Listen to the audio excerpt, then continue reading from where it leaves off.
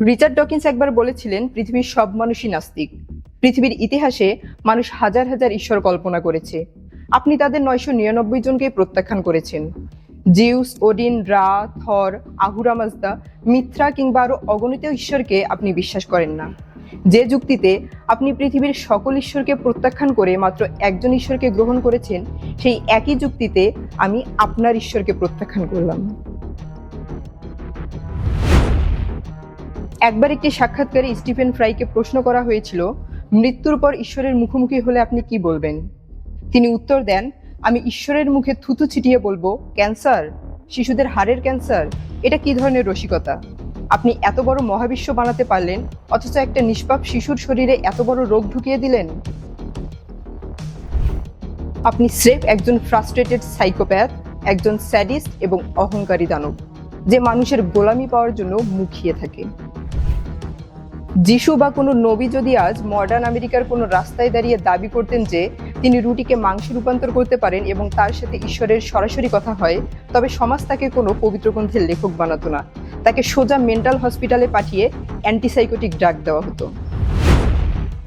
Christopher হিসেন্স বলেন, যে দাবি কোনো প্রমাণ ছাড়াই করা যায়, সে দাবিকে কোনো যুক্তি বা প্রমাণ ছাড়া এক ফুৎকারেই উড়িয়ে দেওয়া যায়। ধর্ম মানুষকে শেখায় সে আসলে মাটির তৈরি একটি নিকৃষ্ট পাপী।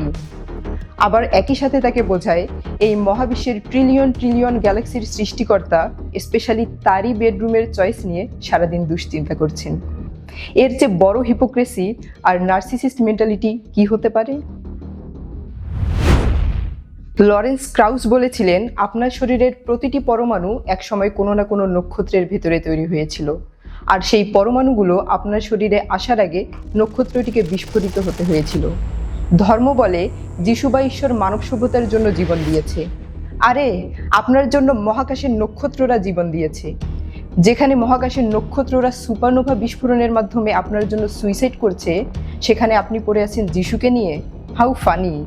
Forget Jesus, stars died so that you could be here. Ricky Gervais প্রশ্ন করেছিলেন, আপনি আপনার পবিত্র গ্রন্থ নিয়ে গর্ব করেন?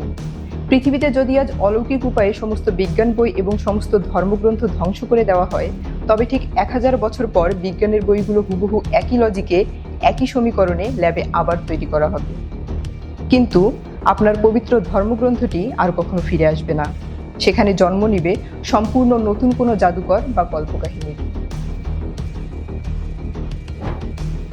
এদিকে আচরণ বিজ্ঞানী রবার্ট স্যাপোলিস্কি বলেন, মানুষের ধর্মবিশ্বাস আসলে কোনো ঐশ্বরিক সংযোগ নয়। এটি হলো এক ধরনের মেটাবলিক ডিসঅর্ডার বা মস্তিষ্কের টেম্পোরাল লোবের হালকা ত্রুটি। আমরা যাকে আধ্যাত্মিক জ্ঞান বলি, সেটি ডোপামিনের ওভারডোজ মাত্র।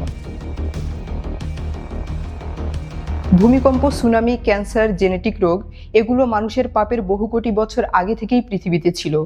তাহলে এগুলো কার শাস্তি ছিল? ডাইনোসরদের?